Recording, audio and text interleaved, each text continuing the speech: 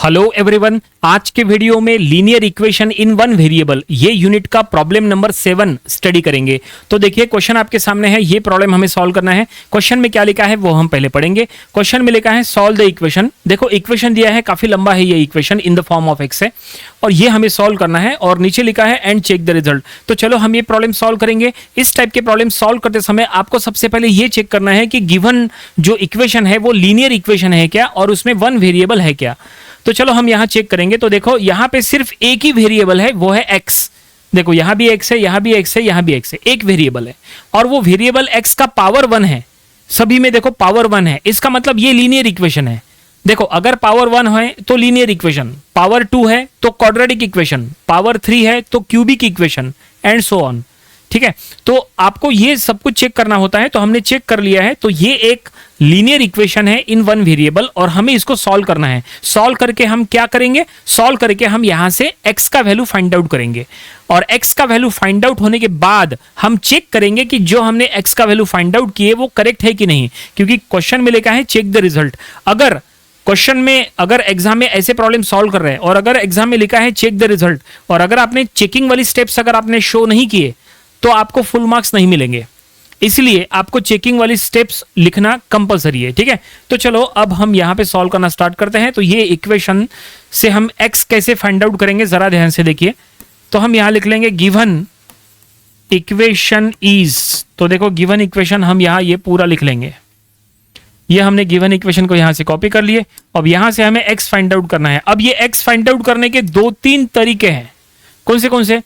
जैसे for example आप यहां पे x निकाल सकते हैं बाय क्रॉस मल्टीप्लीकेशन। दोनों साइड में क्रॉस मल्टीप्लीकेशन करो, उसके थ्रू सॉल्व करो। दूसरा तरीका यह है कि आप यहां पे एलसीएम निकाल सकते हैं। एलसीएम निकालना आसान है। नंबर ऑफ स्टूडेंट्स को एलसीएम निकालते समय दिक्कत होती है, उनको लगता है एलसीएम निकालना बहुत ही टफ होता है ना। तो ऐसा बिल्कुल नहीं है, बहुत आसान है। देखो हम बताते हैं एलसीएम कैसे निकालना। हम इसको एलसीएम से ही सॉल्व करने वाले हैं, आसानी से सॉल्व हो जाएगा।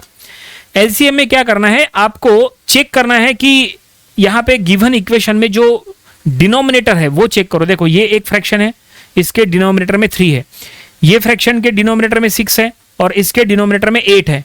3, 6, 8 3 नंबर्स हमें दिख गए।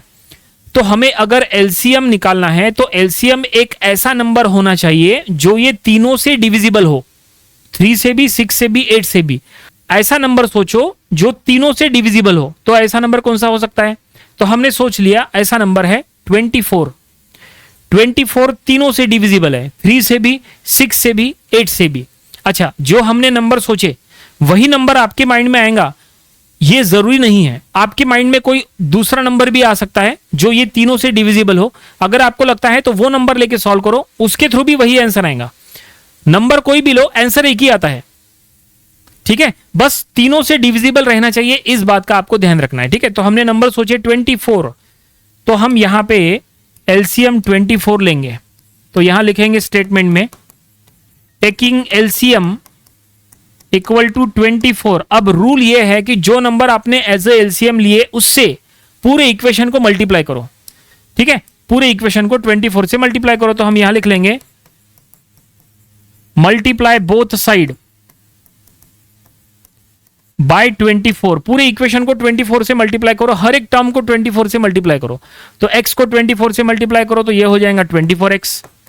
7 को 24 से मल्टीप्लाई करो तो 24 इंटू 7 माइनस 8x/3 को 24 से मल्टीप्लाई करो तो 24 इंटू 8x/3 इक्वल टू, देखो लेफ्ट साइड में हो गया, राइट साइड में 17/6 को 24 से मल्टीप्लाई करो 24 इंटू 17/6 माइनस ये 5x/8 को भी तो 24 इंटू 5x/8। ये देखो फाइनली हमने सभी टर्म्स को 24 से मल्टीप्लाई कर लिए। अब इससे क्या होगा, इससे ये होगा कि देखो 8 1 जा 8, 8 3 जा 24, ठीक है, 6 1 जा 6, 6 4 जा 24, ठीक है, ओके।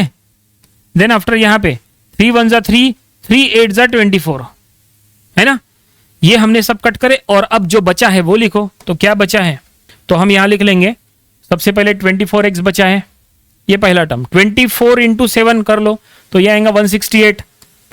टेबल पता होना चाहिए, ठीक है। माइनस ये देखो 8 8 जा 64x हो जाएगा, 64x हो गया। राइट साइड में 17 4 जा करो तो ये हो जाएगा 68 माइनस ये हो जाएगा 15x, ये देखिए 5 3 जा 15।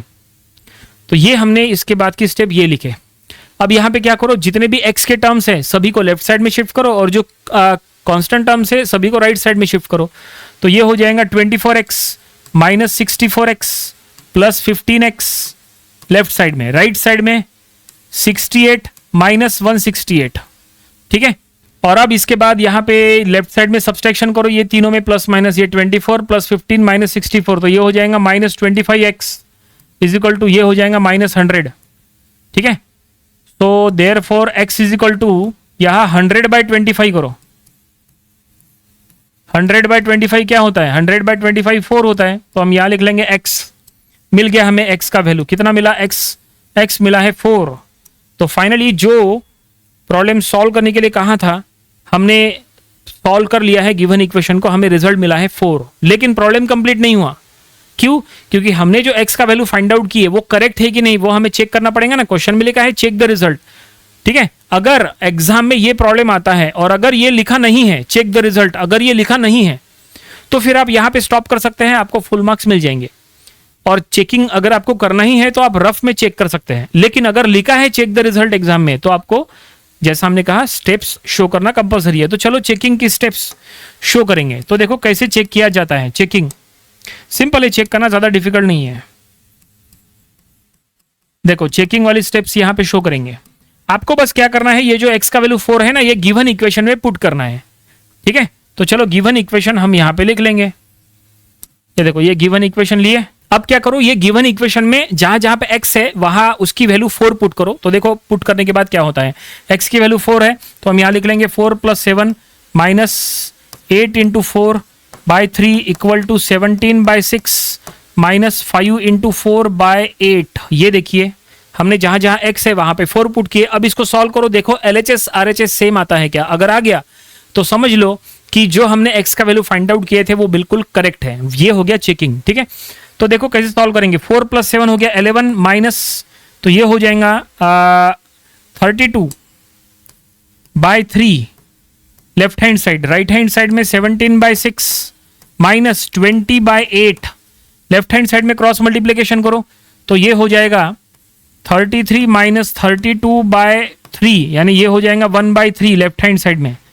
राइट हैंड साइड में 17 8 जा 136 माइनस 120/48, तो ये हो जाएगा 16/48।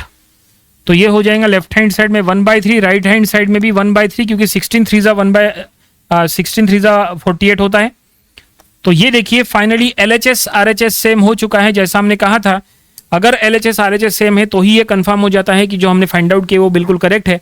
तो यहाँ LHS RHS सेम आ चुका है, तो नीचे हम यहाँ स्टेटमेंट में लिख लेंगे therefore LHS is equal to RHS। Exam में भी आपको इसी तरह का स्टेटमेंट एट द लास्ट लिखना है और उसके बाद आपको ये लिखना है कि therefore x is equal to 4 is the solution of given equation, solution of given equation. तो फाइनली क्वेश्चन में जो पूछा गया था वो हमने सॉल्व किए हैं क्या, यस बिल्कुल। क्वेश्चन में पूछा था कि गिवन इक्वेशन को सॉल्व करो, हमने सॉल्व किया है। हमने सॉल्व करके x का वैल्यू फाइंड आउट किए और क्वेश्चन में लिखा था चेक द रिजल्ट, चेक करो, तो बिल्कुल सही है, हमने चेक किए। ये जो हमारा रिजल्ट है वो बिल्कुल सही आया क्योंकि LHS RHS इक्वल आ चुका है और इस तरह से ये फाइनली प्रॉब्लम यहाँ पूरा कंप्लीट हो गया, ठीक है। आई होप आपको ये पूरा प्रॉब्लम समझ में आया होगा। इसमें सबसे इंपॉर्टेंट क्या था, इसमें सबसे इंपॉर्टेंट था ये LCM गलत नहीं होना चाहिए। LCM जो नंबर आपने लिए उससे पूरी इक्वेशन को मल्टीप्लाई करना है, उसके बाद इसको प्रॉपर्ली रिड्यूस करना है तो आपको x का वैल्यू मिलता है। और चेकिंग के लिए x का वैल्यू गिवन इक्वेशन में पुट करो, इस तरह का आपको LHS RHS मिल जाएगा और फाइनली जो कंफर्म करने के लिए कहा था वो कंफर्म हो जाएगा, प्रॉब्लम कंप्लीट। ऐसे प्रॉब्लम्स की आपको प्रैक्टिस जरूर करना चाहिए। ऐसे प्रॉब्लम्स अगर आप घर से ही प्रैक्टिस करके जाओगे तो एग्जाम में डेफिनेटली ये सॉल्व हो जाएंगे, ठीक है। तो ये था linear equation in one variable, ये यूनिट का प्रॉब्लम नंबर 7। इसके पहले के 6 प्रॉब्लम्स वो भी आप स्टडी कर लीजिए और इसके आने वाले दिनों में हम इसके और भी नंबर ऑफ प्रॉब्लम स्टडी करेंगे ताकि इसकी और अच्छे से प्रैक्टिस हो जाए। तो मिलते हैं नेक्स्ट वीडियो में। Thanks for watching this video.